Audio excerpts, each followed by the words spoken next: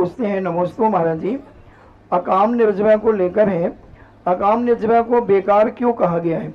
एक तरफ तो वह निर्जरा है और दूसरी तरफ अकाम शब्द लगा है। लक्ष्य विहीन होती है। एक व्यक्ति उपवास कर रहा है लेकिन उपवास कर नहीं रहा है, करना पड़ रहा है। कोई लोभ में उपवास कर रहा है, कोई सिद्धि के लिए उपवास कर रहा है।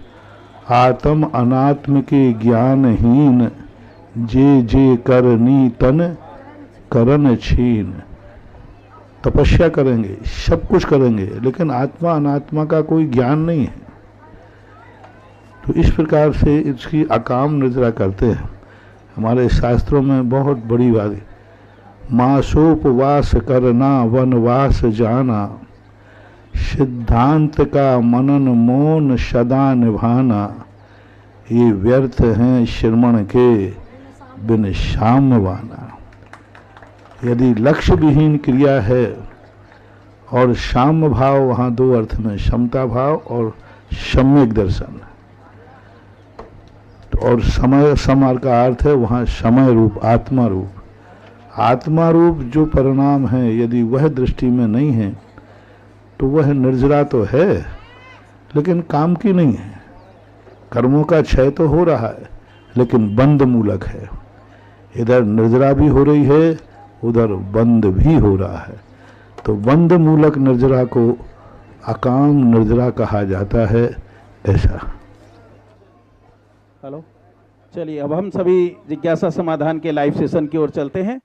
और आज की जिज्ञासा के समाधान के लिए मैं संचालन के लिए आमंत्रित करता हूं कुमारी अनुभा जैन जबलपुर से, जो कि श्रमण संस्कृति संस्थान से स्नातिका हैं।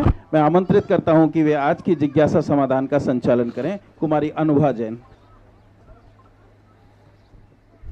समय सार का सार तुम ही हो, रत्नात्रय तुम हो, मूलाचार की पावन कृति संयम परिभाषा हो, धवला का सिद्धांत तुम ही हो, धवला का सिद्धांत तुम ही हो, तत्व अर्थ का हो, मेरे चारों धाम के तीरथ सुधा सागर हो, मेरे चारों धाम के तीरथ सुधा सागर हो। जगत पूज्य परम उपकारी गुरुवर निर्यापक श्रमण मुनि पुंगव श्री सुधा सागर महाराज के बहुचर्चित कार्यक्रम जिज्ञासा समाधान को जिनवाणी, सुधा कलश, आदिनाथ, पुण्योदय के माध्यम से घर पर बैठकर देखने वाले, सुनने वाले एवं सभा में उपस्थित समस्त श्रोताओं की ओर से मुनि श्री के चरणों में बारंबार नमोस्तु नमोस्तु नमोस्तु, छुल्लक श्री के चरणों में बारंबार इच्छामी इच्छामी इच्छामी।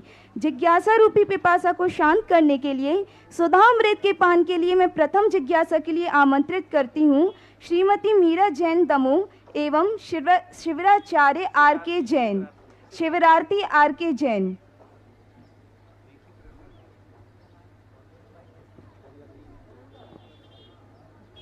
वचन सिद्धि धारी महामुनिराज को नमोस्तु नमोस्तु नमोस्तु। इच्छामी इच्छामी इच्छामी महाराज। महाराज मैं 12 वर्षीय कोर्स की 6वें वर्ष की छात्रा हूँ। महाराज जी, सिद्ध चक्र मंडल विधान के समय आजकल कहीं कहीं देखा गया है कि श्रीपाल और मीना सुंदरी जो बनते हैं उनका पूरा शादी जैसा कार्यक्रम किया जाता है, तो वो करना उचित है कि अनुचित है?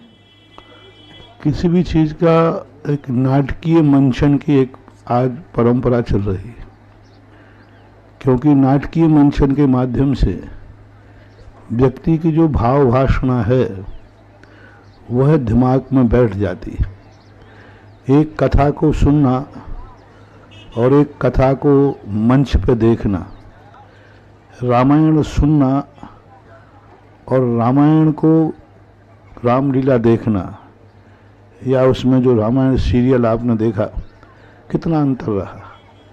जिनको जिंदगी भर रामायण पढ़ते हो गया, कुछ समझ में नहीं आया, लेकिन जैसे उन्होंने रामायण सीरियल देख लिया तो बच्चे को भी समझ में आ गया कि राम क्या है और सीता क्या है। तो एक नाटकीय मंचन का रूप भावों को देने की परंपरा रही है। कोई भी भाव रहे हैं उन भावों पर कवियों ने नाटक लिखे। तो नाटक की परंपराएं रहती हैं, परंपराएं चलती रही हैं, इसको हम नकार नहीं सकते, एकदम गलत भी नहीं कह सकते। मास्टर भरतेश जैन ललितपुर, महाराज जी का नन्हा भक्त। इसके पश्चात तैयार रहें श्री सत्येंद्र जैन, पद्मा जैन, इंदौर। नमोस्तु गुरुवर, नमोस्तु। सभी शिवरात्रियों की ओर से नमोस्तु। गुरुवर, मेरा ये प्रश्न है कि कभी कभी धर्म के प्रति रुचि ज़्यादा रहती है, कभी कभी कम रहती है। ऐसा क्या उस दिन के आहार करने से होता है क्या, या कोई अंतराय कर्म रहता है उस दिन का? कर्म कभी कम कारण बनता है, प्रमाद कारण बनता है। प्रमाद के कारण से व्यक्ति हानि और लाभ को नहीं देख पाता, इसलिए कई बार उसमें प्रमाद आ जाता है। लेकिन प्रमाद आना उतना खतरनाक नहीं है जितना कि प्रमाद के बाद तुरंत जागृत हो जाना चाहिए। जैसे ही परिणाम मंद पड़ते हैं, उन्हीं परिणामों को पुनः उत्साहित करने के लिए नैमित्तिक क्रियाएं बताई गई। नैमित्तिक क्रियाओं के माध्यम से जिनकी उपादान दृष्टि कमजोर होती है, उनके जीवन में ऐसा होता है, क्योंकि उनकी उपादान दृष्टि बिल्कुल भी कमजोर है और निमित्त दृष्टि बलजोर होती है। तो जब निमित्त दृष्टि बलजोर होती है, ऐसे व्यक्ति निमित्त से प्रभावित होते हैं। अच्छा निमित्त आ जाएगा तो अच्छे भाव कर लेंगे, बुरा निमित्त आ जाएगा तो बुरे भाव कर लेंगे। अपना आत्मीयजन आ गया तो राग कर लेंगे, दुश्मन आ गया तो द्वेष कर लेंगे। यानी स्वयं की उपादान शक्ति कुछ नहीं है, जैसा बाजा बचा वैसा नाचने लगे। तो इसी निमित्त बुद्धि, निमित्त दृष्टि जिनकी बन जाती है, वो स्वयं की उपादान दृष्टि उनकी सोई हुई रहती है। और जो महामना होते हैं, श्रमण होते हैं, इनकी उपादान शक्ति प्रबल होती है। अच्छे बुरे कैसे ही निमित्त मिलते जाएं, उनको कोई फर्क नहीं पड़ता। शत्रु मित्र कोई भी भूल जाए, उनको कोई फर्क नहीं पड़ता, क्योंकि उनकी उपादान शक्ति जागी हुई है। तो उपादान शक्ति को जगाने के लिए तो व्यक्ति को तत्व दृष्टि चाहिए, तत्व चिंतन चाहिए, तब बनता है। बाकी आप लोगों की निमित्त दृष्टि ज़्यादा है, इसलिए आप लोगों को मंदिर बनाए, इसलिए आप लोगों को महाराज लोग आपके नगरों में आते हैं, इसीलिए ये शिविर लगाए जाते हैं, इसलिए नमोकार मंत्र बनाया जाता है, इसलिए भगवान की मंदिर में मूर्ति, क्योंकि निमित्त पाकर के ही तुम सुधरोगे। यदि मूर्ति हटा दी जाए तो उतना मन नहीं लगेगा, और मूर्ति रखी है तो यदि यहाँ पर महाराज बैठे हैं, तुम लोग कितने शांत बैठे हो? क्या तुम लोग इतने शांत हो? नहीं है। अभी मैं हट जाऊंगा तो फिर देखना क्या होता है। तो ये कहलाता है निमित्त। अब तुम लोगों की निमित्त बालक जैसी स्थिति बनती है, इसलिए गृहस्थ को आगम में बालक कहा। बालक स्वयं में जागरूक नहीं हो पाता, निमित्त बन जाए उसको। जो निमित्त दिख जाता है उसके परिणाम वैसे ही हो जाते हैं। इसलिए अच्छे परिणामों के लिए सदा अच्छे निमित्तों के बीच में रहो, यही उपदेश संगति के रूप में दिया जाता है।